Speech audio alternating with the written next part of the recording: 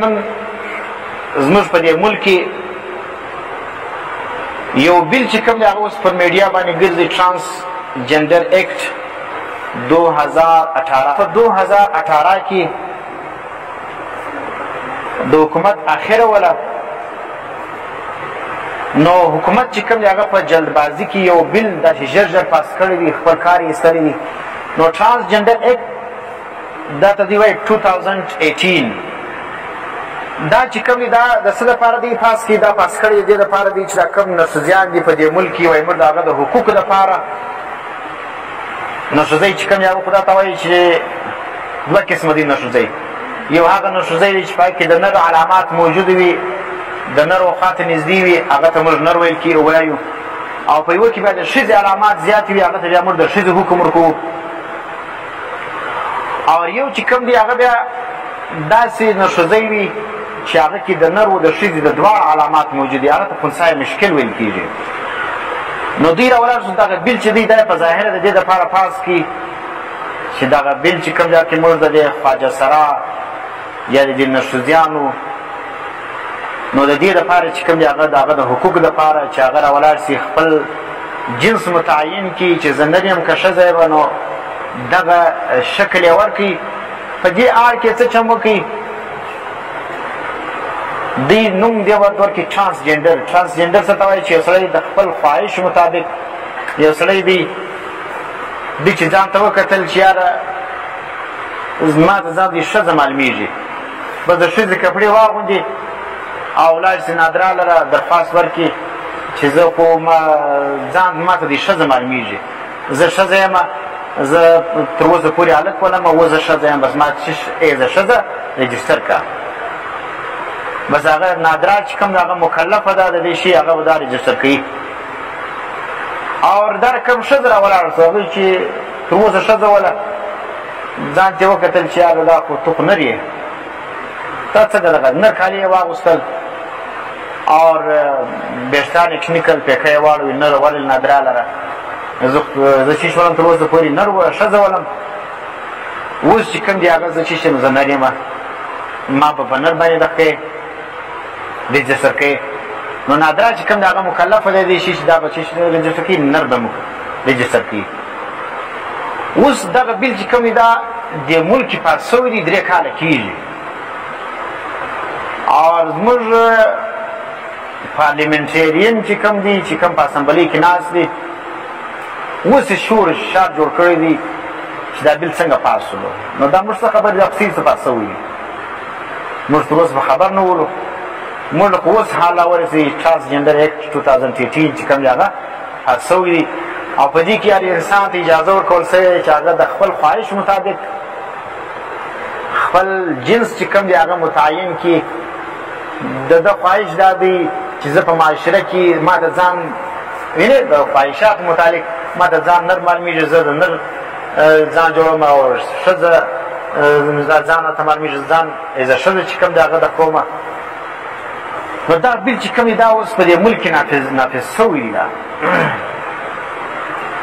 د دې بل نقصانات څه دي په دې بل کې ګوره چې هر انسان ته د اختیار حاصل سلو چې دی نه راولاړېدی سي ښځه د ځانه جوړوی سي یعنې په کاغذ کې خالي په قانون کې او ښځه چې کوم د هغه اختیار لري چې نر د ځانه جوړ کړي د دې نقصانات څه دي څه د اسمان خو نه نړېږي نو د اسمان نړېږي په دې کې ډېر نقصانات شته نقصانات دا دي چې یو سړی راولاړ سلو ځان یې ښځه رجسټر کړه سبا قانوني طور دغه نر لره دا حق شته چې ځان واده کړي یو سړي لره ځکه قانون کې خو دا اوس ښځه ده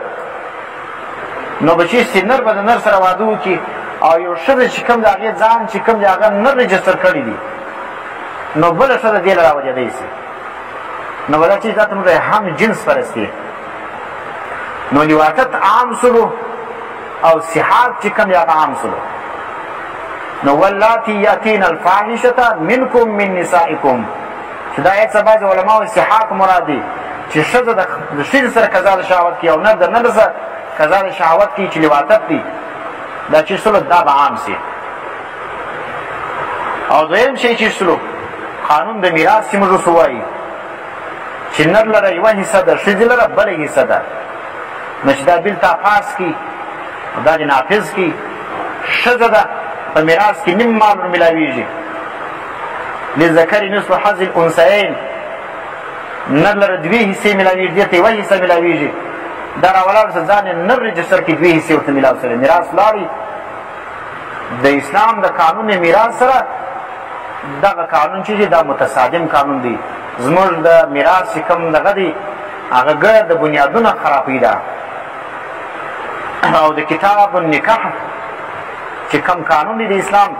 د هغه سره متصادم قانون دی او بل چې کوم دی هغه ګوره چې د انسانانو نسل چې کوم دی هغه په توالد او په تناسل باندې دی نو چې نکاح ختم سوله نر د نر سره واده کوي ښځه د ښځې سره واده کوي خو د انسان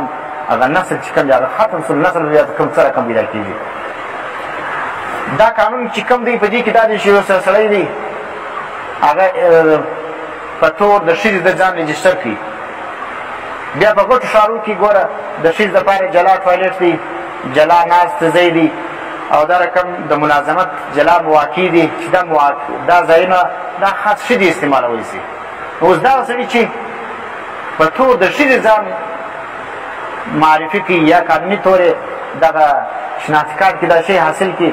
نو دی خو بیا د ښځو هر هغه مواقع چې ښځې ته حاصل دي هغه به درته حاصل شوی بیا به دی برقه وکړي دلته مدرسة البنات کې به هم دی ناستي ده بیا چا پلار نشي راګرځولی او ښځه به وي هغه بیا په نارینهو کې بیا ناست بیا څوک راګرځي نو دا چیزونه ګوره دا زموږ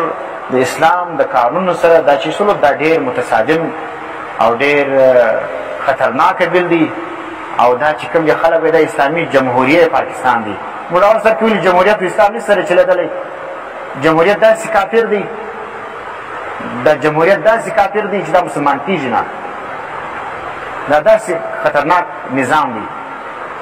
خو دا زموږ په ملک باندې پر مسلمانانو باندې هر ځای نافظ کړی دي څه دپاره انګریز په دا پوهېدي چې دا داسې کافر دی دا چا پلار نشي مسلمان کولی نو ځکه دا د جمهوریت چې کوم هغه نن برکات دي چې کله موږ به پخوا ویلې علما به ویلې دا زموږ جمهوریت اسلامي دی دا د برطانیې د کفر دی ولې کفر دی د برطانیې ده په برطانیې کې نر د نر سره واده وکړي پارلیمنټ پاس که دا جایز ده اور په برطانیې کې که چیرې پارلیمنټ دا پاس کړه چې ښځه د ښځې سره واده کوي دا جایز ده دلته دا نه کېږي نن دا زموږ په سترګو باندې ولیدل